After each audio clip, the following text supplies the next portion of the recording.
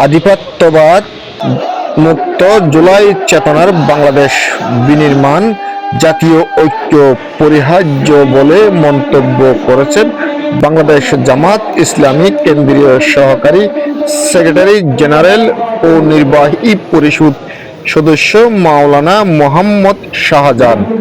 মহান বিজয় দিবস ৫৪তম বার্ষিকী উপলক্ষে বাংলাদেশ জামাতে ইসলামী চকরিয়া উপজেলা চকরিয়া পৌরসভা মাতামুহুরী সাংগঠনিক উপজেলা পেকুয়া উপজেলা শাখার যৌথ উদ্যোগে মঙ্গলবার ১৬ ডিসেম্বর বিকেল ২টায় চকরিয়া সরকারি কলেজ ময়দানে বিশাল সমাবেশ ও বর্ণনাট্য র্যালি অনুষ্ঠিত হয়।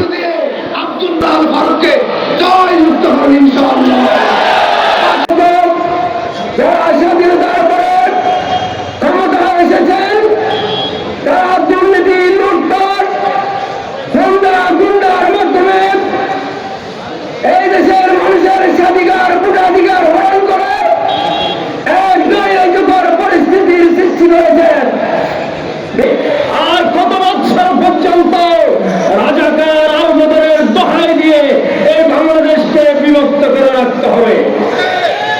আমরা এই বিভক্তি চাই না। এগুলো হচ্ছে ওই দিল্লির সারাদার যারা, তারা আজকে বাংলাদেশের মানুষকে দ্বিধা বিভক্ত করতে চায়।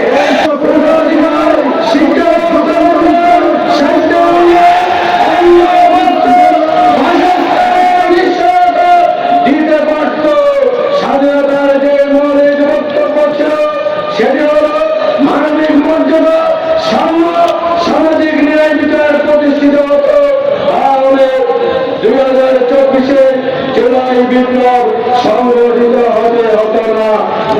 সরকারকে যেই পরিমাণ আমরা ট্যাক্স দেই, যে পরিমাণ ব্যাট দেই, জাতীয় রাজস্বের এই চকরিয়া পেকুয়ার যে পরিমাণ কন্ট্রিবিউশন আছে, আমরা কি সেই পরিমাণ উন্নয়ন এই চকরিয়া পেকুয়ায় পেয়েছি? আমরা কি পেয়েছি? আমরা এই চকরিয়া পেকুয়া অর্থনৈতিকভাবে সমুদ্র নদীবেষ্টিত এই পেকুয়া চকরিয়াকে আমরা বাংলাদেশের শ্রেষ্ঠ দুটি উপজেলায় রূপান্তর করতে চাই। আমরা বলতে চাই আমি যেহেতু চকরিয়ার সন্তান, তাই আমি পেকুয়ার কথাই আগে বলি। আপনার পেকুয়াতে কোন সরকারি কলেজ আছে? পেকুয়ায় একটা অনতিবিলম্বে সরকারি কলেজ প্রতিষ্ঠা করা হবে যদি জামাত ক্ষমতায় যায় ইনশাআল্লাহ। এবং যে আঞ্চলিক মহাসড়ক এসেছে আনোয়ারা বাসকালী দিয়ে, এই সড়কটি সম্প্রসারণ করে 4 লেনে উন্নীত করা হবে ইনশাআল্লাহ। এবং সেখানকার আনুষঙ্গিক অন্যান্য দাবিগুলো আমরা আমাদের ইশতেহারে আগামীতে পেশ করব। আর এই চকরিয়ার জন্য আমরা বলতে চাই, আমাদের এই চকরিয়ায় একটা পাবলিক বিশ্ববিদ্যালয় প্রতিষ্ঠা করা হবে। বাংলাদেশের